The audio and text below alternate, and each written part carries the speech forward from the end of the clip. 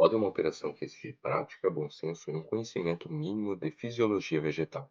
Cada espécie tem suas peculiaridades, mas alguns conhecimentos são importantes para saber podar qualquer frutífera.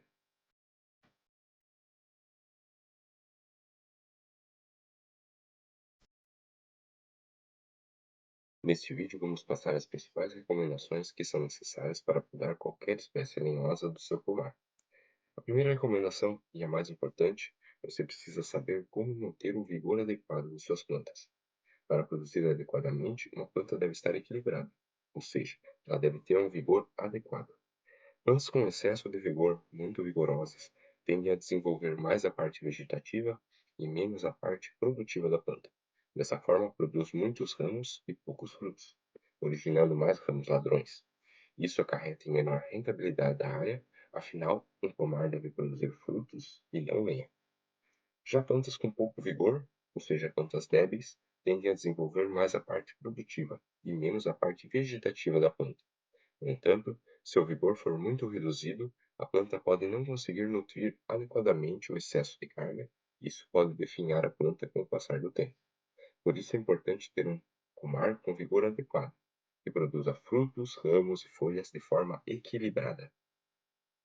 Os itens que mais influenciam o vigor da planta são o solo, sendo que solos mais profundos, mais férteis e adubados, e com mais matéria orgânica deixam as plantas mais vigorosas, enquanto solos rasos, pobres e menos adubados deixam as plantas com menor vigor.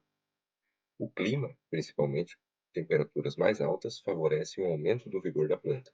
Por isso, a diferença de vigor em cultivos em regiões mais quentes e mais frias. A genética da planta, pois além da diferença de vigor entre espécies, hortensíferos e cultivares possuem vigor distintos. Essas características devem ser levadas em consideração desde o planejamento do pomar, pois vão influenciar na escolha dos sistemas de condução e espaçamento mais adequados para cada peculiaridade. Outro item importante e que influencia o vigor da planta é o balanço de carboidratos, conhecido também pelo balanço fonte-dreno na planta. As plantas acumulam fotoassimilados em seus troncos e raízes, para que na época de brotação usarem essa energia para originar novos ramos. Por esse motivo, principalmente em plantas caducifólias, ou seja, que perdem as folhas no inverno, a poda seca, que é realizada antes da brotação das plantas, vai ser vigorizante, pois quanto mais intensa a poda, vai haver menos brotos crescendo e utilizando a energia acumulada na safra anterior, gerando os ramos mais vigorosos. Já a poda de verão, ou seja, a poda verde, vai reduzir a capacidade fotossintética da planta, fazendo acumular menos carboidratos. Por isso é desvigorizante. Uma prática indicada para espécies que naturalmente possuem muito vigor é realizar menor retirada de ramos na poda de inverno e a maior retirada de material no verão. A segunda recomendação para a poda de frutíferas é a manutenção do sistema de condução e o espaçamento do pomar. O mais comum em termos de sistemas é a condução em taça, com 4 a 6 pernadas permanentes, de onde saem os ramos produtivos, e o líder central, com a formação de um eixo central na planta sobre a qual saem todos os demais ramos. Em plantas trepadeiras, como a videira, o mais comum em sistemas são a espaldeira, com a condução na vertical, e o sistema de latada, com a condução na horizontal. Existem outros inúmeros sistemas de condução, em geral variante desses citados. No momento de realizar a poda, devemos realizar os cortes a fim de manter a planta dentro de um padrão pré-estabelecido para o pomar. Isso vai facilitar a realização dos tratos culturais e evitar a interferência entre as plantas. A terceira recomendação para a poda de frutíferas é saber em que tipo de ramo a planta produz. A videira, a figueira, o quivizeiro produzem ramos do ano, ou seja, em brotações novas originadas de gemas do ano anterior. O caquizeiro tem comportamento semelhante.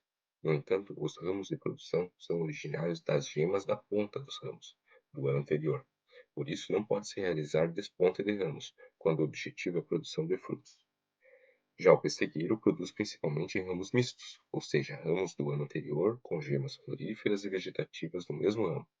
Como visto, cada espécie produz em um tipo de ramo, e isso deve ser levado em consideração no momento da poda, para que ela seja realizada sem eliminarmos todos estes ramos ou até para estimularmos mais a saída de ramos produtivos. A quarta recomendação para o momento de realizar a poda é proporcionar a entrada de luz e ventilação na planta. A retirada de ramos deve considerar essa recomendação, não deixando ramos se cruzando, muito próximos ou em excesso, além de manter a planta compacta, ou seja, produzindo bem próximo às estruturas fixas da planta. A maior ventilação e entrada de luz na planta visam reduzir o aparecimento de doenças, já que promovem um maior secamento e arejamento da copa das plantas. A luz ainda é responsável pela brotação de ramos novos e pela diferenciação floral. Por isso que plantas mal conduzidas possuem zonas do baixeiro da copa sem produção. Além disso, a luz possui efeito na qualidade dos frutos. Frutos que recebem mais insolação possuem melhor coloração e sabor. A quinta recomendação é avaliar o objetivo do corte. Cada corte irá gerar um resultado na planta que varia um pouco de espécie para espécie. Em geral, quando o objetivo é promover brotações uniformes, o desponte é uma prática indicada, já que o corte é um estímulo à brotação. Para a eliminação total do ramo, o indicado é realizar um corte raso. No entanto, se o objetivo for a renovação do ramo, pode ser deixado o que chamamos de bico de pato, para a brotação de uma nova estrutura. Sabendo disso, podemos realizar podas com diferentes objetivos. Uma poda sanitária, realizada retirando partes secas, quebradas e doentes da planta, servindo para reduzir a pressão do inóculo de doenças no pomar. A poda de formação, visando formar as estruturas fixas da planta conforme o sistema de condução escolhido. A poda seca ou de frutificação, realizada na época de brotação da planta para prepará-la para a safra produtiva. E a poda verde, realizada durante o ciclo vegetativo, visando a redução do vigor das plantas e o arejamento e entrada de luz na copa. A sexta e última recomendação para realizar a poda é utilizar ferramentas corretas e de boa qualidade. Todo corte é uma agressão para a planta e pode promover a entrada de doenças.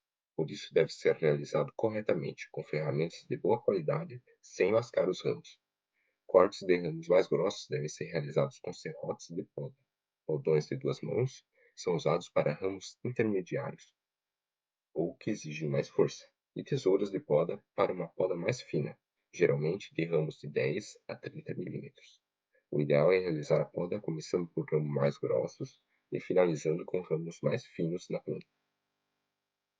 E essas foram as principais recomendações para a realização de podas com critérios em seu pomar. E aí, ficou com alguma dúvida ou tem alguma sugestão? Se gostou do vídeo, deixe seu like e se inscreva em nosso canal para mais dicas sobre a produção de frutas. Agropomar, fruticultura na prática.